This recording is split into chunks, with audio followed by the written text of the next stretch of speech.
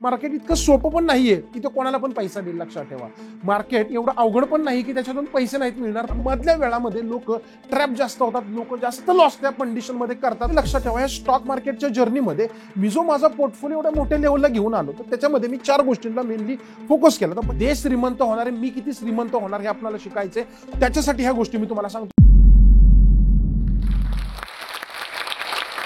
नमस्कार मित्रांनो, मी शंभूराज खामकर तुम्हाला पुन्हा भेटीला आलोय आपल्या दुसऱ्या भागामध्ये. पहिल्या भागामध्ये तुम्ही माझी पूर्ण लाईफ जर्नी पाहिली असेल की मी कसा घडलो, कशा पद्धतीने या बिझनेसमध्ये आलो. आपण आज चर्चा करूया की मी हा सगळा बिझनेस केला, मी कशा पद्धतीने ते यशस्वी झालो आणि माझं महत्त्वाचं काम आहे की तुम्ही ते कसं करू शकता आणि तुम्ही कसं यशस्वी होऊ शकता. नॉर्मली पाहिलं असेल की ह्या सगळ्या जर्नीमध्ये आम्ही 12 कोटीची कंपनी नॉर्मली बनवू शकलो आणि ह्या 12 कोटी बरोबरच आम्ही सध्या 50 ते 60 कोटी रुपयांचा EVM पण मॅनेज करतोय.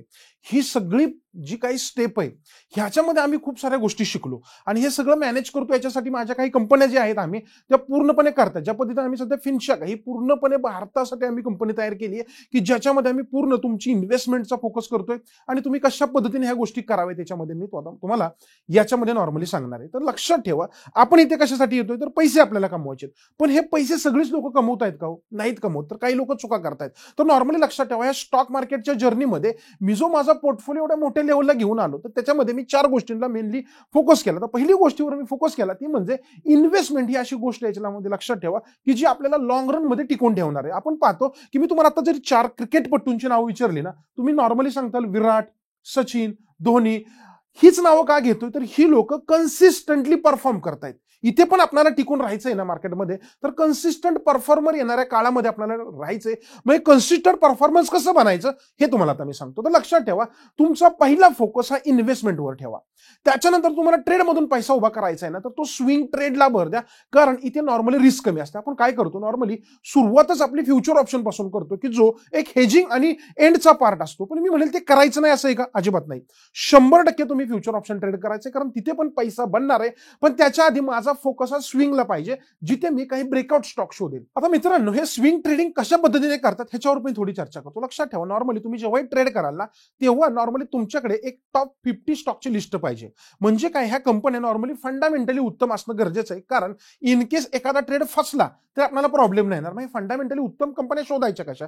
तर नॉर्मली तुम्ही काय करा, सुरुवातीच्या काळामध्ये निफ्टी 50 आणि निफ्टी 100 ह्याच्यापैकी पहिल्या म्हणजे 100 कंपन्यांच्या स्टॉक पैकीच विचार करा, कारण तोपर्यंत तुम्हाला अंदाज येणार आहे.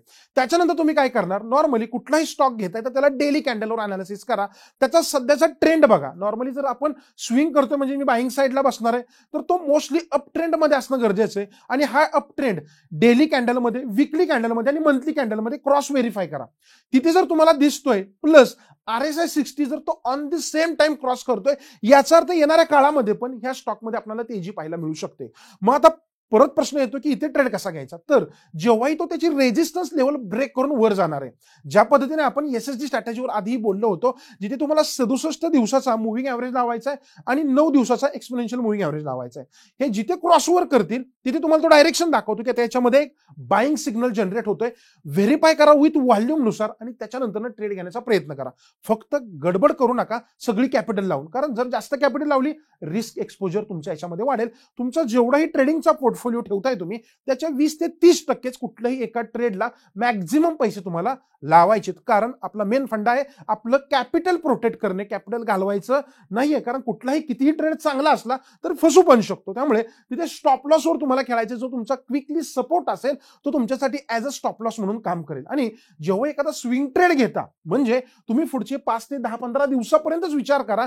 नॉर्मली त्याच्यामध्ये तुम्हाला 3 ते 5% वर अमाऊंट मिळायला लागली, प्रॉफिट बुक करा किंवा स्टॉप लॉस त्या डेली कॅन्डलच्या लोला लावा आणि ट्रेल करा. काय होईल, जर तो स्टॉक चांगल्या रॅलीमध्ये असेल तर अजून चांगले प्रॉफिट मिळतील. इन केस तिथून जरी खाली येतोय तर तुमचे 3 ते 5% ऍटलिस्ट कुठे जाणार नाहीत. आणि हीच स्विंग ट्रेडची मेन मॅजिक आहे आणि याच्यावर ज्याने फोकस केला, लक्षात ठेवा, याच्यामध्ये माझ्याकडे असे स्ट्रॅटेजी आहेत. आपण पाहायचंय की जिथे एंट्री मारायची, जिथे प्रॉपर ब्रेकआउट भेटतात, जी 67-9च्या कंडिशन्सला, तर त्याच्या प्रॉपर एंट्री नंतरच तुम्ही एंट्री मारा. जेणेकरून काय होणार आहे, तर तुम्हाला याच्यामध्ये सेफ ट्रेड भेटतील.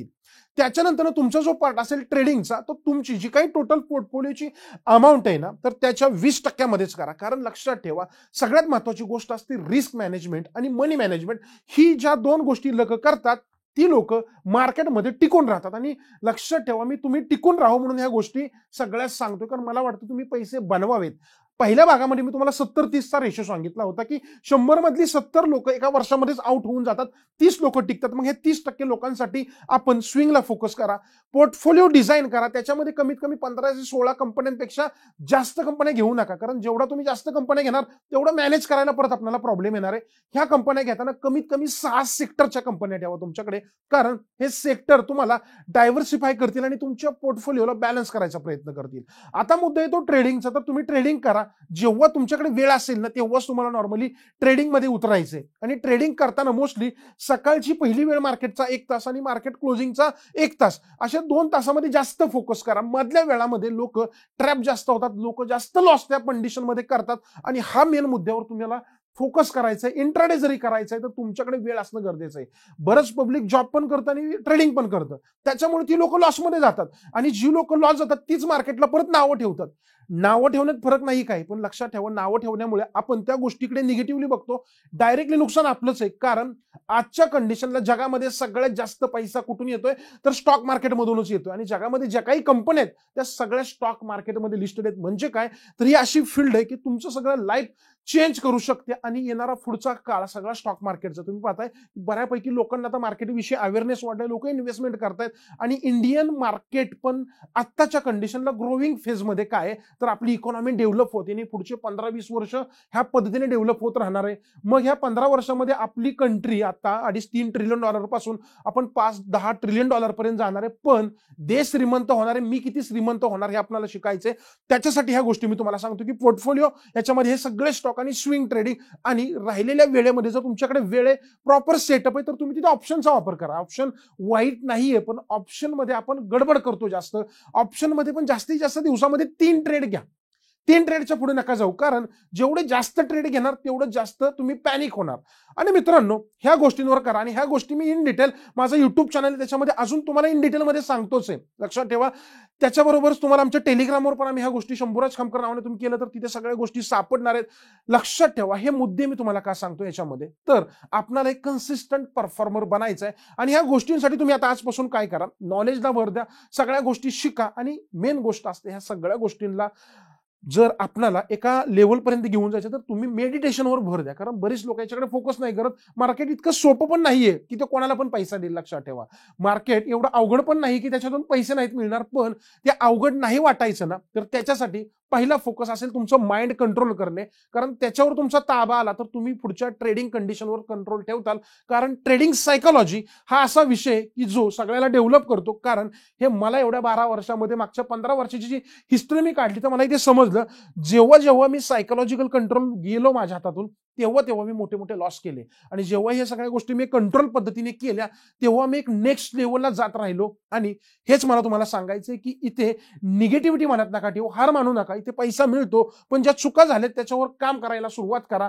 जे मी तुम्हाला सांगितलंय माझ्या अनुभवामधून पण तुम्ही शिकलाच असाल नक्की नक्की कशा पद्धतीने आपण ह्या गोष्टी गेलेल्या आहेत. आणि प्रत्येक जण स्टॉक मार्केटमध्ये येतो पैसा कमवायसाठी, प्रत्येकाला वाटतं लगेच पैसा बनावा, पण तो लगेच म्हणत नाही. जगामध्ये कुठलाही बिझनेसमॅन जो आहे ना, तो एका दिवसात श्रीमंत नाही झालेला. त्यांचं एज तुम्हाला 50-60च्या पुढे दिसेल.